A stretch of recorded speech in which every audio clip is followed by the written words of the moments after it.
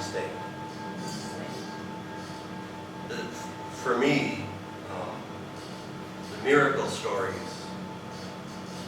in the Bible are among the hardest stories to deal with. And there are probably as many perspectives on them as there are people who look at them. I had a professor back in the day who said that miracles always are either a speeding up of natural processes or a slowing down of natural processes, but that they can never disrupt the laws of nature or physics.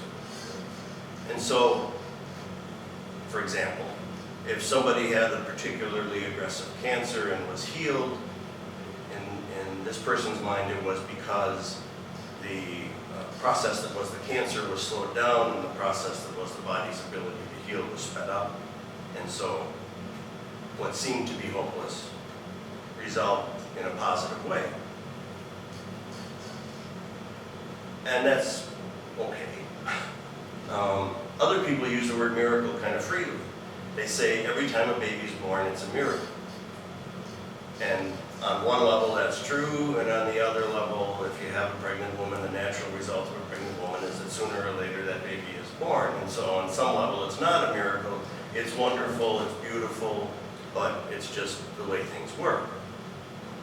And one of the most, to me, unsatisfactory ways to look at these feeding stories is a way that a lot of progressive folks look at it. And they say that Jesus fed 5,000 people because a lot of the people had a little lunch in their pockets. Now we can argue about whether robes in biblical times had pockets, but they had a little something, and the real miracle was they all shared.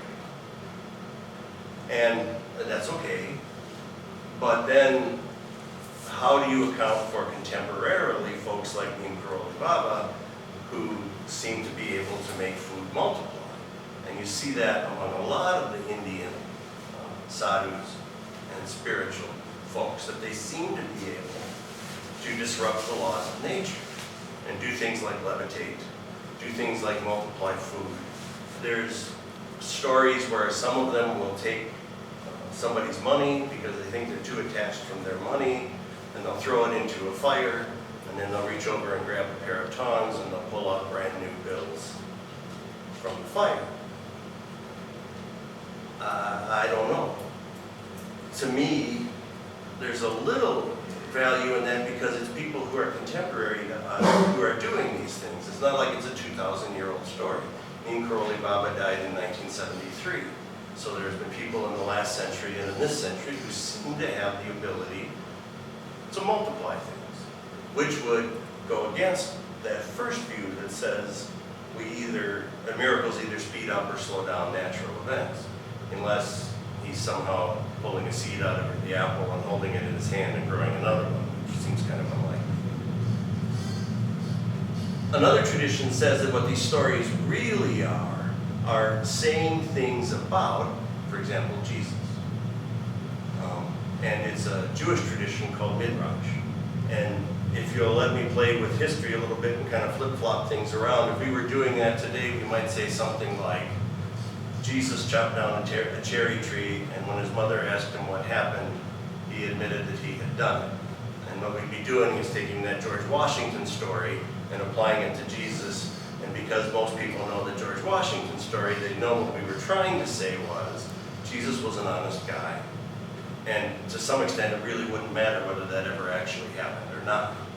We'd be saying that this is the connection.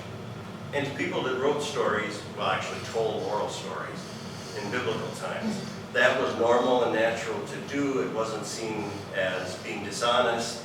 It was the way storytellers kind of applied their craft. If we said that Jesus pointed to left field and said he was going to hit a home run there, and then he did for a sick kid in the hospital, we'd say, oh, that's Babe Ruth. And maybe that's part of it too. Clearly, the story about Elisha, who was the successor to Elijah, who was the sort of preeminent Old Testament prophet, feeding people, and then Jesus feeding people, it could be that what they were trying to say was, well, here's a continuation of this same line. And so when we get all concerned about, well, who had fish in their pockets, which seems like kind of a smelly proposition at best, especially in the desert, we're kind of missing the point. On the other hand, I've been reading a lot of Jonathan Sacks lately. And Jonathan Sacks is the chief rabbi in Great Britain. And he, of course, writes about what we call the Old Testament and the views of God in the Old Testament. And what it comes down to is that,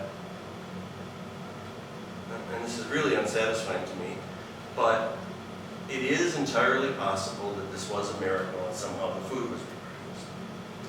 And, or it could be that they were trying to say something about the nature of God. In the end, I think the real question is, what does it mean for us?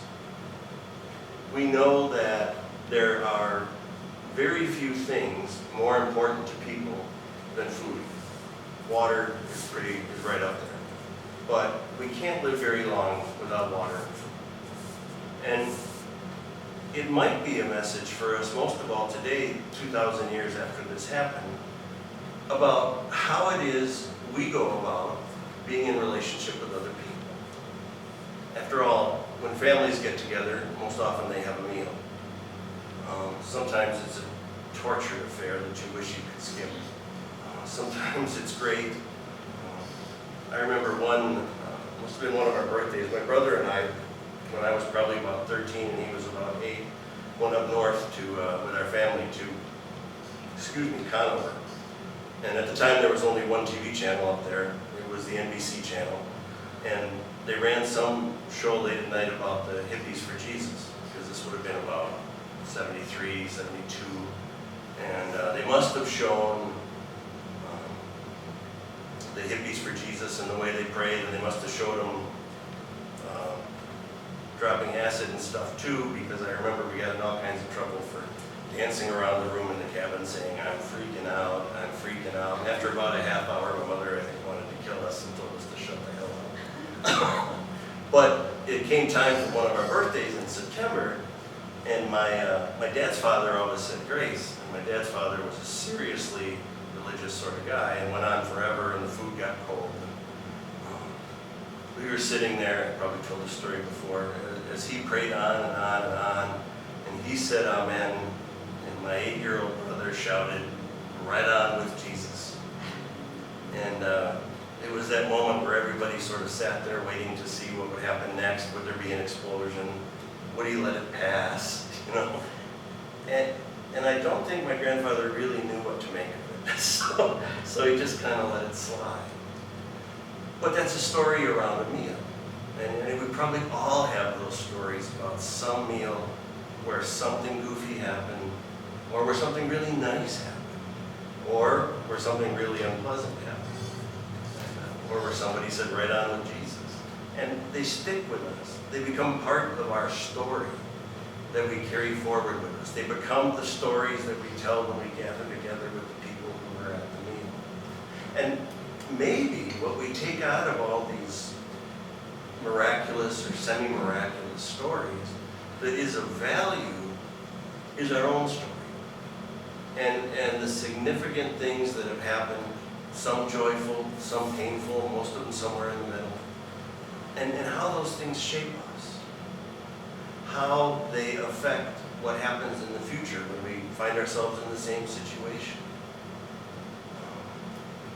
My other grandfather had emphysema, and we were having some family gathering at the house, and I had a girlfriend over for the dinner. At the time, I was probably like 18, 19. And when he would breathe, he would whistle. His nose would whistle.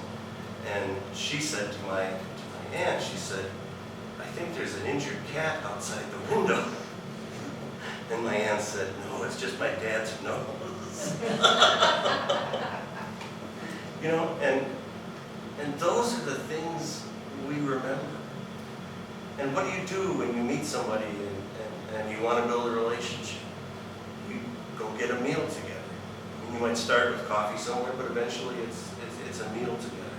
So foundational to human experience, and really across cultures.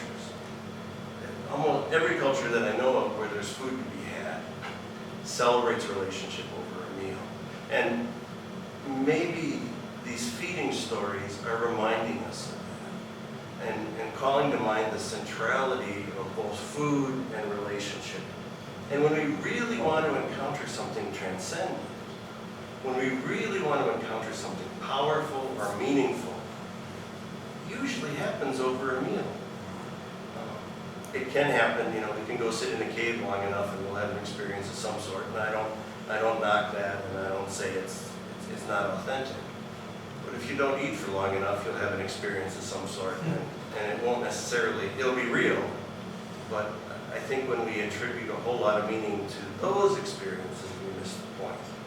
And when we start trying to pick apart these stories too much, I think we miss the point.